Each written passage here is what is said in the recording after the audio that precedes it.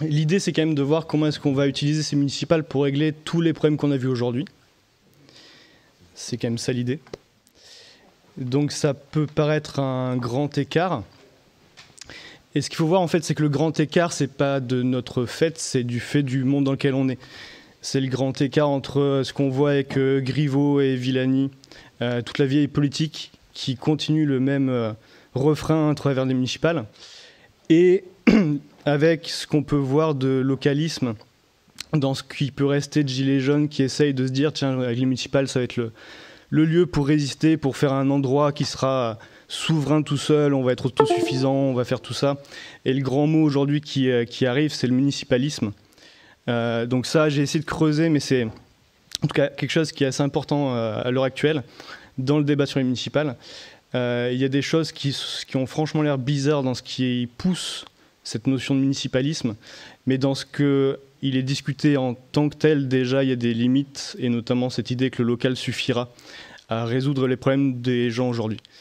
Donc, pour nous, ce que je vais essayer de développer, c'est comment est-ce qu'on doit arriver à associer de nouveau ce qui est une résistance locale et l'idée qu'il y a des solutions générales, ce que beaucoup de gens ont tendance à perdre de vue ou à faire une croix dessus. Donc, la réalité aujourd'hui, c'est que la Fédération bancaire française, qui est le lobby bancaire français, investit 300 000 € par an dans le lobbying auprès du Parlement français et 1 million auprès du Parlement européen. Donc ça, c'est la réalité d'aujourd'hui. Depuis 10 ans, plus de 10 ans, on s'est mobilisé sur la séparation des banques et faire en sorte que le Parlement vote une loi et mette fin au chantage des milieux financiers, pour de bon, vraiment. On a fait en sorte qu'entre 2008 et 2012, on distribue 1,5 million de tracts sur ce sujet-là, suite à la crise financière. On a fait en sorte de réunir 260 signatures d'élus, une vingtaine d'économistes, et on a fait pression sur les partis politiques jusqu'à s'embêter à aller enquiquiner les éléphants du PS pendant plusieurs années consécutives à La Rochelle pendant leur université d'été. On a réussi avec la présidentielle de 2012 à imposer le sujet dans le débat. Grâce à nous, quelque part, Hollande a été élu en parlant. Il a lancé le travail parlementaire et c'est là donc qu'est arrivé le lobbying.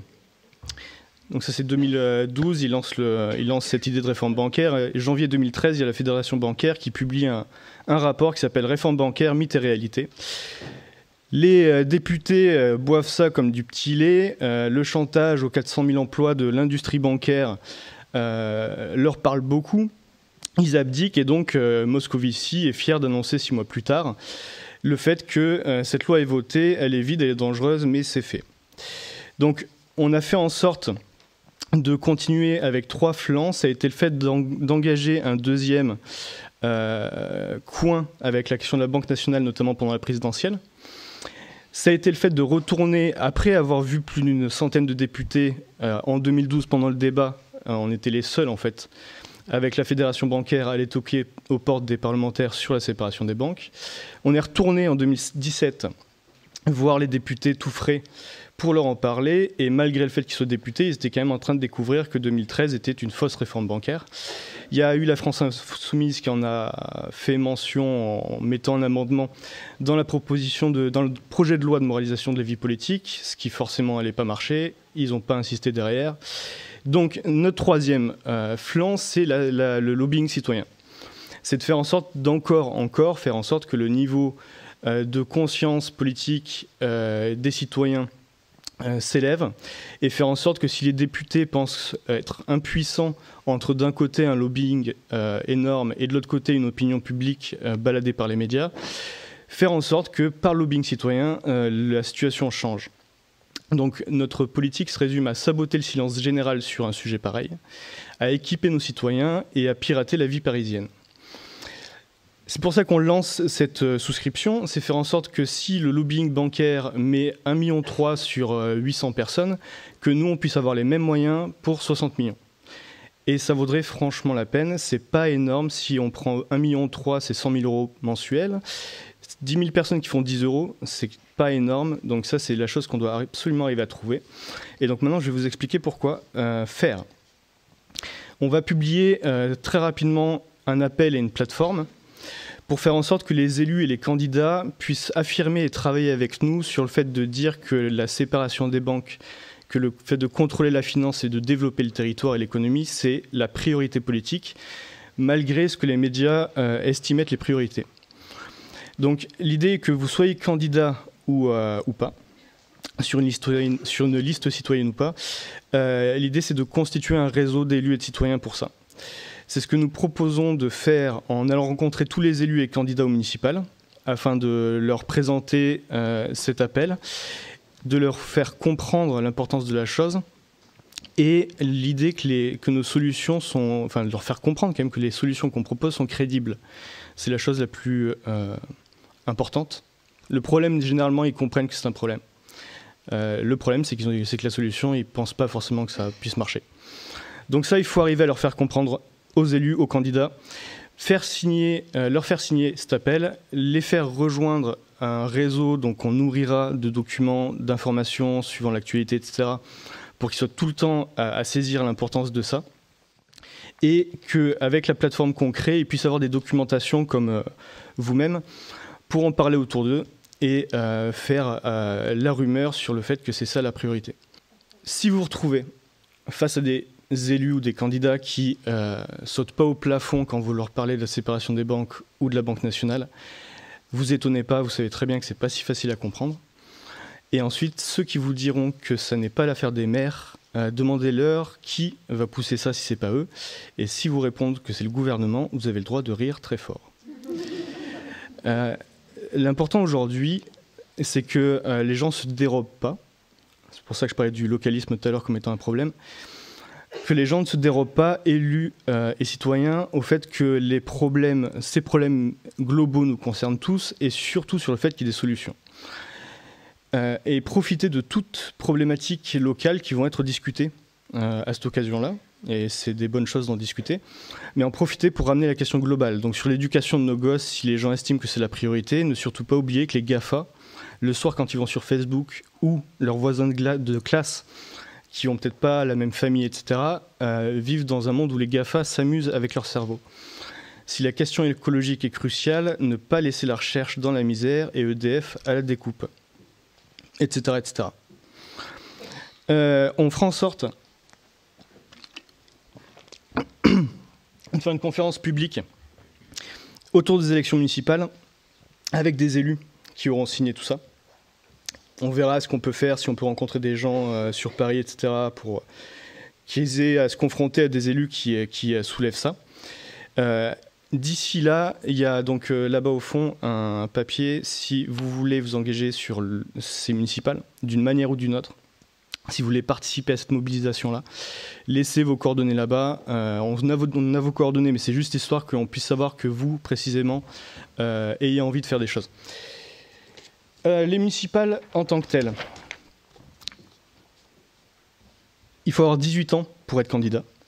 Il faut être sur la liste électorale de la commune en question ou y payer des impôts locaux. Donc si vous avez une maison secondaire ou une entreprise, ça peut marcher. Les grosses différences entre les communes, parce que c'est ça quand même qui va compter sur ce que vous pouvez imaginer faire, c'est le fait des métropolisations et le fait que si l'argent est allé dans les métropoles, les politiques y sont allés avec. Généralement, ils suivent l'argent. Donc, au bout de 50 000, à partir de 50 000 habitants, il y a un d'énormes blocages. C'est pas indéboulonnable et ça ne devra pas l'être longtemps. Mais en tout cas, c'est pas du tout facile à déboulonner. Il faut bien comprendre que les communes en France, c'est une particularité extrêmement importante. C'est les cellules de la République. C'est 550 000 élus et 530 000 bénévoles. Ce qui est quand même super important dans la vie de tous les jours pour gérer ses affaires, pour balayer devant sa porte et construire avec ses voisins. L'idée avec des communes, c'était ça, jusqu'à la loi NOTRe. Où la loi NOTRe, pour les communes de moins de 3 500 habitants, ce qui représente 32 000 des 35 000 communes, ça a été un gros coup, notamment parce que là où avant, le fait de mutualiser entre les communes les moyens, les actions, etc., ça a été rendu obligatoire. Toute commune doit faire partie d'une communauté de communes, d'une communauté d'agglomération, du Grand Paris ou ce genre de choses, et de déléguer des pouvoirs. Donc les pouvoirs qui ont été... excusez-moi. Dans le cadre... parce qu'en fait, Si on leur a demandé de mutualiser les choses, c'est pour faire la même chose que dans les hôpitaux, où s'il n'y a pas de soignants, ce qu'on va faire, c'est qu'on va embaucher un manager pour faire plus avec moins. C'est super, super bien. On dépense pour... voilà, c'est débile. Et donc, ça, dans le cadre d'une réduction des dotations de l'État, où en 10 ans, les 10 dernières années, les communes ont vu les dotations directes de l'État baisser de 1/3, voire plus. Donc pour une commune, par exemple, de 1000 habitants, c'est 70 000 € en moins, ce qui est quand même assez conséquent. Et sans parler des services publics qui, entre donc 1980 et 2013, l'emprise des écoles primaires ont baissé de 24%, l'emprise des postes de 36%, l'emprise des gendarmeries de 13%, les gares de 28% et les maternités de 48%. Donc dans ce cadre-là, on a demandé aux communes de se manager les unes les autres, en fait. On a demandé à ce que chaque maire, chaque commune se confronte aux autres communes dans l'idée de faire plus avec moins. Donc ce qui a été, donc pour vous ayez un sens de ce qu'un maire peut faire, de ce qu'une commune peut faire, ce qui a été délégué, donc ce qu'une commune ne peut pas faire toute seule. C'est l'aménagement de l'espace, c'est le développement économique, c'est le traitement des déchets et la gestion des milieux aquatiques. Donc tout ce qui est de savoir où est-ce qu'on va faire des habitations, des entreprises, du transport, aider une entreprise avec une offre sur le foncier ou ce genre de choses, maintenant on peut le faire, hein, mais il faut le négocier dans les intercommunalités. Les autres compétences qui ont été déléguées, mais de manière optionnelle, c'est l'environnement, le cadre de vie, la voirie, les équipements sportifs et culturels, l'action sociale, l'eau, l'assainissement et les maisons de services publics. L'idée intéressante, c'est qu'on a demandé aux élus d'en choisir au minimum 3 parmi ces 8. C'est pas obligatoire, hein, mais il faut au moins en choisir 3. Et en fait, dans cette course où on leur a dit il faut penser à la dette, il faut penser au millefeuille, il faut nanana, il y en a plein qui sont modèles dans le fait de faire des économies, de surveiller le voisin, etc. Donc c'est assez sauvage. Et on a fait en sorte que la victime se saigne elle-même. Un exemple quand même de ce qui est la conséquence de ça, c'est que par exemple, si vous avez une commune rurale, que vous avez une classe avec presque pas assez d'élèves pour maintenir votre classe, vous allez vous dire, je vais créer un lotissement, je vais faire des logements adaptés spécialement pour avoir des jeunes couples. On va avoir des jeunes, on va faire venir des gosses, on va avoir ces gosses, on va encore avoir des cris dans la cour pendant la journée, etc. Ça, à l'époque, c'était possible que la commune se décide elle-même pour le faire et le garantir. Aujourd'hui, il faut le négocier à l'intercommunalité. Et si vous avez un gros bled, enfin une grosse ville, ou une ville de 50 000 habitants, je sais pas, un truc gros, et que vous êtes une petite commune, les moyens sont très largement passer là-bas. Et le plan local d'urbanisme, qui est là où vous définissez, là où vous avez des habitations, etc., est réalisé à l'intercommunalité. Donc aujourd'hui, ils peuvent tout à fait dire, la grosse commune qui a la majorité des votes, que non, les habitations, on va les faire là, chez nous, les activités, on va les faire là. Et puis après, on vous fournira le transport pour, quand vous n'aurez plus d'école, venir jusque là, et vos enfants feront 3/4 d'heure de route, etc. Donc ce qui reste aux élus auxquels vous pouvez avoir affaire ou aux candidats auxquels vous avez affaire, c'est déjà la compétence générale. C'est le fait que si vous avez une grosse pluie qui est prévue demain, j'espère pas, mais c'est... Hein, et qu'il y a un risque pour un bâtiment dans le village ou une route, etc., vous pouvez intervenir sur une route départementale qui n'est pas censée être de votre ressort, mais si il le faut, pour l'intérêt communal, vous avez le droit. Ensuite, ce qui reste généralement, pas toujours, il y a des fois où ça passe quand même à l'interco, c'est les écoles, c'est les crèches, c'est la cantine scolaire, c'est les heures périscolaires si elles y sont encore. C'est veiller à l'obligation scolaire, c'est mine de rien important. C'est important. Les subventions aux associations, la culture, l'enseignement musical, les bibliothèques, le 1% d'œuvres culturelles, les ronds-points, quand il y a un chantier, faut réserver 1% du budget pour faire quelque chose de bien si possible. Et le statut du maire d'officier de police judiciaire. qui doit donc se charger de la sûreté, de la salubrité, de la circulation, du stationnement, etc. Donc c'est pas les gros maires des grosses villes qui s'en chargent, mais dans les petits villages, c'est eux qui vont à surveiller, machin, etc. C'est comme ça que le maire de Signes est décédé, en voulant empêcher un dépôt d'ordures. La deuxième chose qui reste, c'est l'intelligence et la ruse. C'est que par exemple sur cette question des plans locaux d'urbanisme, avant que ça passe à l'intercommunalité, il y a des communes qui sont vite dépêchées d'acheter des terrains dans leur village, pour faire en sorte que maintenant qu'ils en sont possesseurs, propriétaires, ils puissent en faire ce qu'ils veulent. C'est pas con. Voilà. L'autre chose, c'est de répondre aux préoccupations. C'est aller chercher le chien errant, ses crottes qu'il a foutu partout, interner un habitant du village de force. C'est tout ça. Donc c'est un boulot de dingue, mais c'est pour ça qu'en fait il faut des gens qui le fassent. Voilà. C'est comme la politique. C'est parce que la politique est un problème qu'il faut en faire. Quelques idées pour faire en sorte de relier ce qui est la problématique de la dépolitisation actuelle et du pense-petit actuel, du fait qu'aujourd'hui beaucoup d'ados perdent le sens de la collectivité, et comment faire face à l'écologisme romantique qui a pu être discuté, de comment aujourd'hui en fait on a une culture qui est de la répétition, qui n'est pas tellement de la pensée, mais plus de quelque chose de l'ordre de l'habitude, quoi.